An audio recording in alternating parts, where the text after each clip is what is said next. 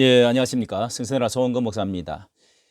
문재인의 아름다운 복수 제2탄 시즌2라고 하는 관람 중 이렇게 하는 기사가 김창균 칼럼에 참으로 의미심장하게 오늘 시대를 잘 표현해주고 우리가 어떻게 기도해야 되겠느냐 하는 것을 정말 나라를 사랑하는 애국자들의 가슴을 미어지게 만드는 참 말이라고 생각이 됩니다. 주여 이 복수 정치를 고리를 순환을 끊게 하여 주소서. 우리가 싸움을 구경하기를 좋아하지만은 이런 것은 정말 기도해야 될 문제라고 생각이 됩니다. 자, 이 문제에 대해서 한번 이 칼럼, 정말 칼럼을 저는 좋아하는데요. 김창균 칼럼 문재인의 아름다운 복수 그 2탄 시즌2 관람 중 저는 그렇게 참 붙이고 싶은데요. 자, 이 내용을 보면서 쭉 아래에 이렇게 내용들이 있는데 제가 이렇게 좀 요약을 해서 읽어드리도록 하겠습니다. 자, 17대 대선 직후에 그러니까 2007년 12월 28일 노무현 대통령과 이명박 당선인 때에 만찬 회동을 가졌죠. 노 대통령은 5살 연상 이당선에게 나보다 더 윗분이라고 예우하면서 이당선인은 후임자가 전임자를 예우하는 아름다운 전통을 만들겠다.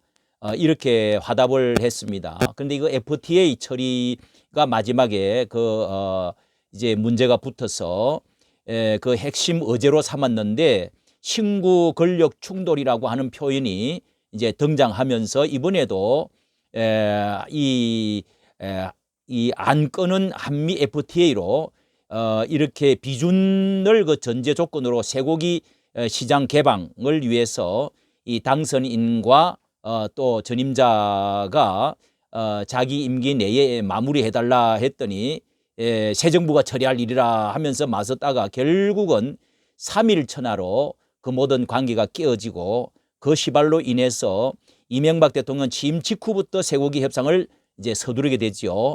한미 FTA를 조속히 발효시켜 경제 대통령 브랜드를 증명하고 싶었다. 그 조바심이 광우병 촛불을 불러오게 됐다. 맞죠?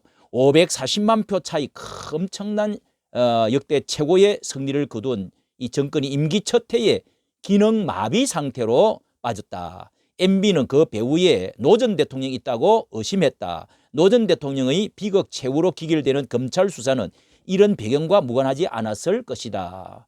뭐 그렇죠. 흐름을 노무현 사람들은 주군을 지키지 못했다는 회한의 몸서리 쳤다. 이후 문재인 대통령은 지갑에 논 전 대통령의 유서를 품고 다녔다. 그 유서를 볼 때마다 복수를 다짐했다고 한다. 주변 사람들에게 우리는 그들과 다르다는 것을 보여주는 것이 진짜 복수라고 했다. 참모는 문 대통령이 아름다운 복수를 다짐한 것이라고 해석을 했다는 것입니다.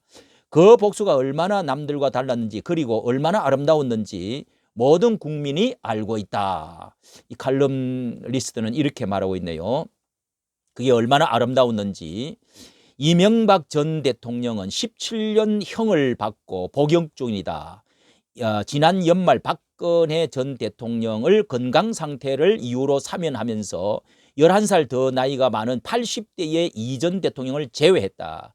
문 대통령은 임기가 반환점에 가까웠을 무렵에 조국 사태가 터졌다. 노무현을 지키지 못했던 트라우마가 문 정권을 덮쳤다. 조국을 억울하게 십자가를 진 그리스도로 받들었다. 우리 총장님 윤석열은 졸지에 MB 잔당이라는 악역을 떠맡게 되면서 이 대통령의 특명을 받은 추미애 법무장관은 1년 내내 망나니 칼춤을 췄다. 윤 총장 목이 싹둑 잘려 나가는 섬뜩한 시사 만화까지 등장했다. 문 정권 사람들의 집단적 정신 착란이 윤석열을 정치적으로 내몰았다. 그리고 정치권으로 내몰았다. 그리고 대통령 당선을 시켰다. 참으로 아이러니, 부메랑 정말 이런 것이죠. 참 정치라고 하는 것이 그럼에도 불구하고 이런 복수 정치가 얼마나 위험한 것인지 성경은 분명히 말하고 있습니다. 칼은 칼로 망한다고요. 예, 도로 꽂아라고 그럽니다. 우리 그리스도인들이 어떻게 이런 것을 앞장을 서야 될 것인지를, 자, 거기다가 문 대통령과 윤석열 당시는 대선 다음 날 전화 통화로 덕담을 주고받았다. 문 대통령은 새 정부가 공백 없이 국정 운영을 할 수 있도록 지원하겠다고 했지만 윤 당선인은 많이 가르쳐 달라고 화답했다. 두 사람 사이의 훈풍은 거기까지였다. 이거 지금 계속되는 것이죠. 이명박 전 대통령 사명과 공공기관 인사 문제로 첫 만남이 무산되더니 아직도 만나지를 못하고 있죠.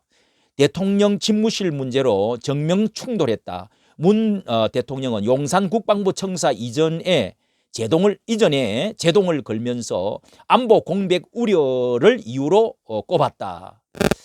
참 이것이 정말 서로 받아들일 수가 없는 그런 관계가 되었죠. 예, 그런 관계가 되었습니다.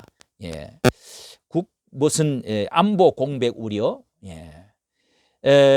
스스로도 쑥스러웠을 것이다. 평소 공부 안 튼 학생이 독서실 자리 좀 써도 되냐고 하면서 갑자기 책 싸들고 와서 열공에 돌입했다. 뭐 이런 비유를 들었네요.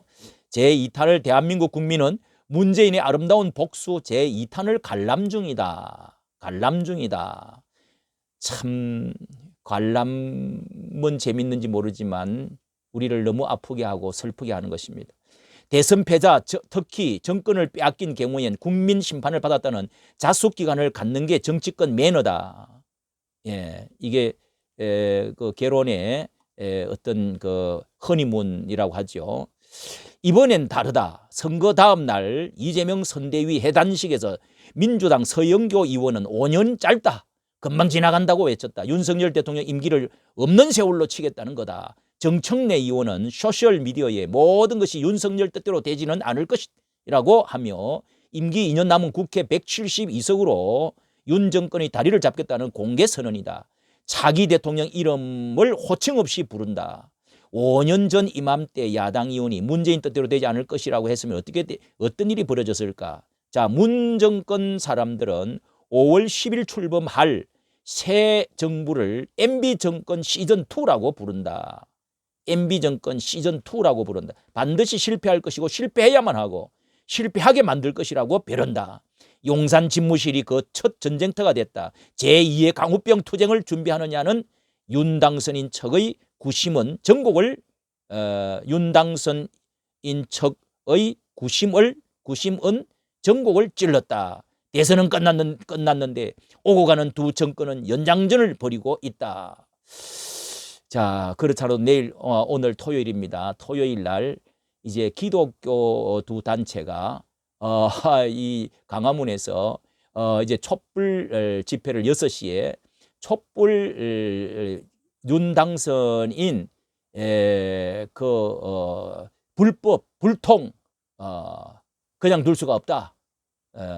그리고 뭐 용산 이전 그리고 또 여성부 가족 그럴 수가 없다 하면서 지금 이 촛불 집회 광고가 쏟아져 나오면서 내일 벌써 당선인 사무실을 시를 한다고 합니다.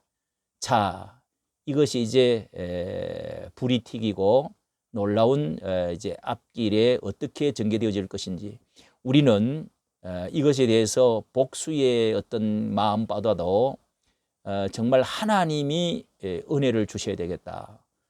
기도하는 심정, 하나님의 역사, 이 나라를 불쌍히 여겨 주시옵소서. 예, 제2의 또 어떤 그런 사태들이 일어나지 않게 하여 주시옵소서. 이까지 기도하는 마음으로 올렸습니다. 감사합니다.